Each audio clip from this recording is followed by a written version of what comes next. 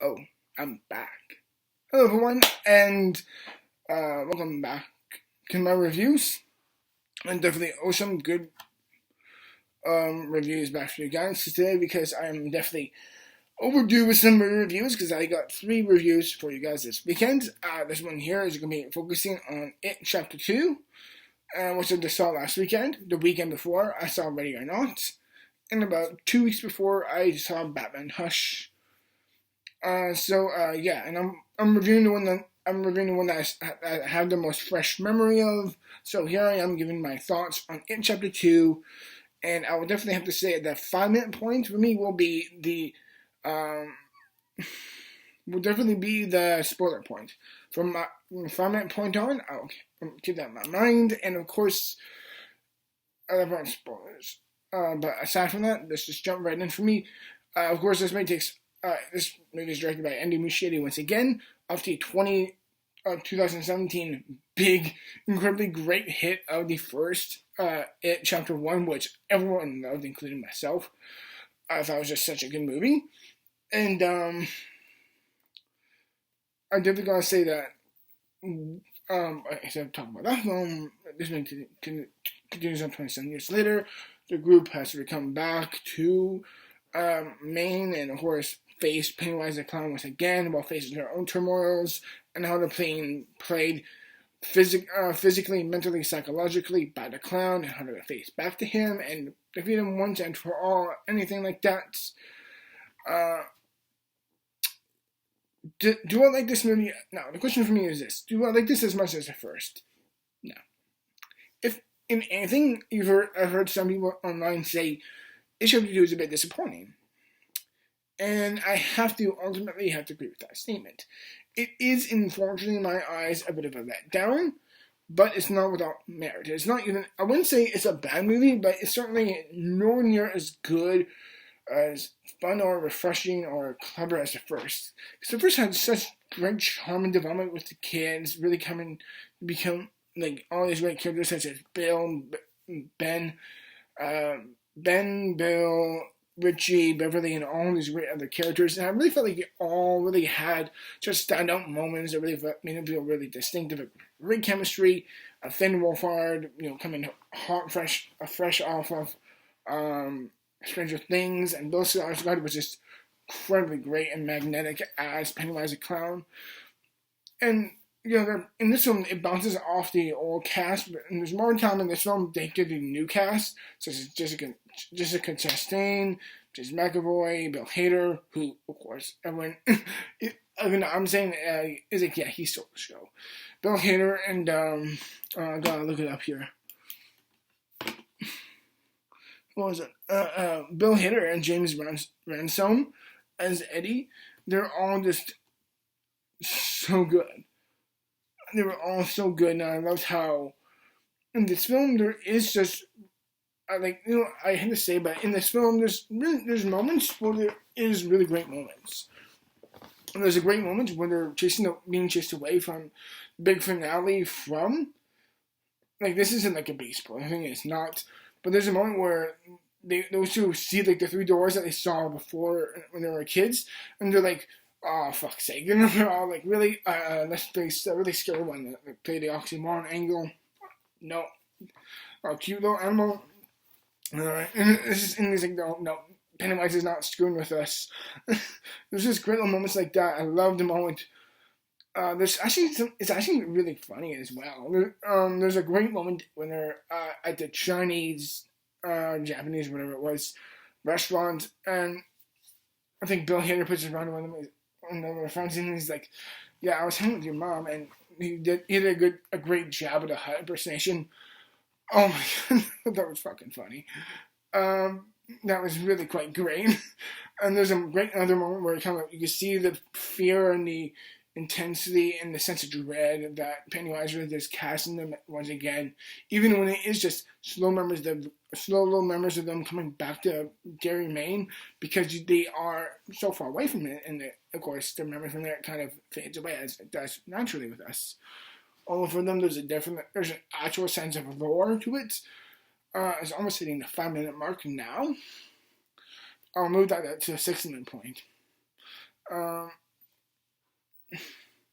But like, yeah, there's just really great little moments in this movie, and I do think the older cast, I knew ultimately they weren't going to have the same chemistry as a young cast. But they had their own little charms to them as well. There's great little moments. I think Chastain is just a dream actress. She's incredible. Of course, Andy Muschietti worked with her and Mama, and in this film we see again. And so I just like the visual tone and the clarity. I love the chemistry and dialogue, and all of that really, in my mind, keeps the film afloat from a lot of things that don't really make the movie that interesting. I will say I really do like Bill Skarsgård as Pennywise, and there's a great little moment where he intimidates the gay couple in the beginning. But this is one thing I need to bring up. This is, at the core of it, is a horror movie. Horror movies, horror movies, if they're not right, have to do one thing only. They gotta be scary and or intimidating. And I'm not really afraid of clowns, and Pennywise himself is not a creepy clown, and there's just moments where he's not intimidating. He's really not. Like, I love how he is giving 100%, and he is so committed. But it's like, yeah,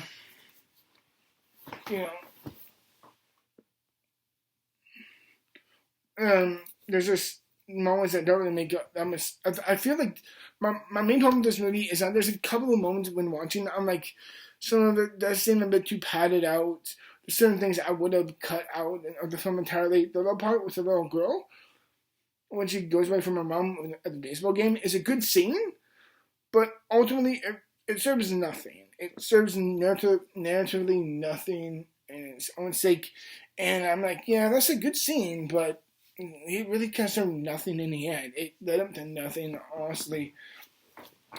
And that's my biggest problem with the movie. It's like, in the first film, Andy Muschietti just head out of the park and everyone just applauded, including myself. In this film, he's like, he got an ego, and he's like, alright, great. And he did an extra lap. And everyone's just saying, okay, don't too much. Oh, great, he's gone too far. It just feels like he just padded it out. And again, I have no problems with long movies, because like, literally some of my all-time favorite movies for me is the Lord of the Rings trilogy. Each movie is 2.5 to 3 hours each. I have no problem with a long movie as long as you can make it go like that. If it's like, wow, like, that was such a trip, and it just went like seamlessly. I understand pacing narratives and angles and all that, but the movie just feels so drawn out, and with so many characters, you want to give them the moments, and I understand that.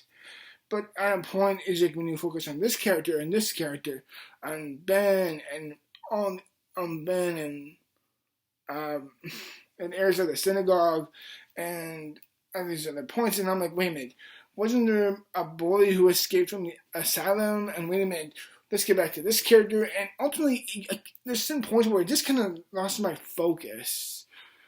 And for me, it's just really weird like that. Unfortunately for me, it just kind of lost pace, and it's overly long. Again, I have no problems with long movies. As I said, my favorite movies of all time are the Lord of the Rings trilogy.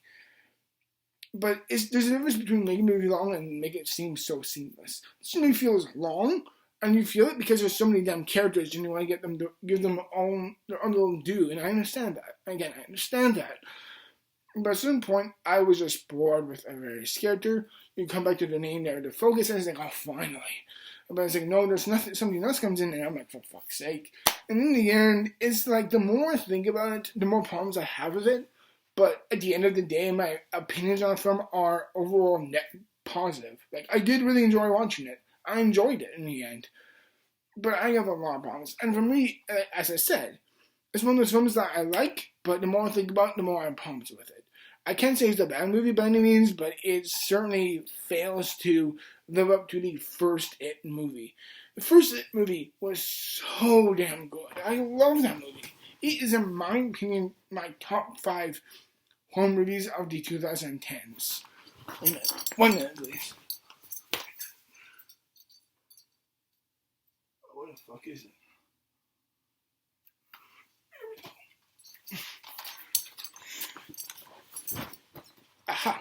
the first movie is a superbly great movie. It's a great movie that knew its own tone. And there's just moments, like, one moment I thought was really dumb. It was like, I think it's Richie. And he goes underneath the pharmacy area where he gets his medication, his asthma. And he goes underground. And this is like under the building perspective. And a creature attacks him. At least a creature of the leper, I believe it was. And attacks him and his mom, and he runs away and leaves her behind. Again, we're at the point where I'm telling you spoilers. If you've seen up to this point, you should know I'm going to give you spoilers by now. As I said, it's a fast 5 minute or 6 minute point. I'm getting into more detail. I'm just going to say it's past the 5 minute point where I'll get into the spoilers. I realize by now that's totally... Actually, I could redeem it by telling you in my description box.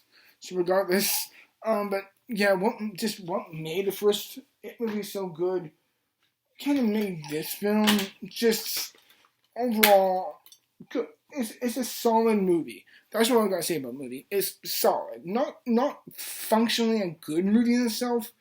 Also, I know some people really thought the ending was corny, which at times it is, but the moment when you see what the hell was his name again? Bill Hader. When you see Bill Hader start to cry, that was when I was just like, okay, yeah, it kind of does punch like that. But yeah. But for me, it was like, yeah, I can understand why, but I still found myself enjoying it. At the very end, for me, it was like, you know what? It was an enjoyable enough movie. I liked it fine. I don't love it as much as the first movie. I thought it was good. So for me, I'm gonna give. Also, the de-aging effects on the kids, I thought it was just okay. Like it didn't blow me away. It wasn't so distracting. It was like okay, they cleverly hit it with them being under a fort, underground, and with dim lighting they can hide it in. That was very smart of them to play with the CG like that. For me, it was never that distracting. So yeah, that's my overall thoughts on it. Chapter 2 of the one. I really do hope you enjoy my review. As always, yeah, thank you very much. And in the end, yeah, I really do hope you enjoy my review. As always, thank you very much for watching. Click around my screen to subscribe as always. And yeah, in the end, thank you very much. Hope you have a great day, and I'll come to you guys again sometime soon enough this weekend for my review of Ready or Not and Batman Hush, which are long overdue, and I apologize. In the end, I'm gonna give it Chapter 2 a 74%, a 72%. That's my overall rating for the movie. Yeah, I enjoyed it fine. In the end, for me, I thought it was good. And thank you for watching, and have a great day. Peace.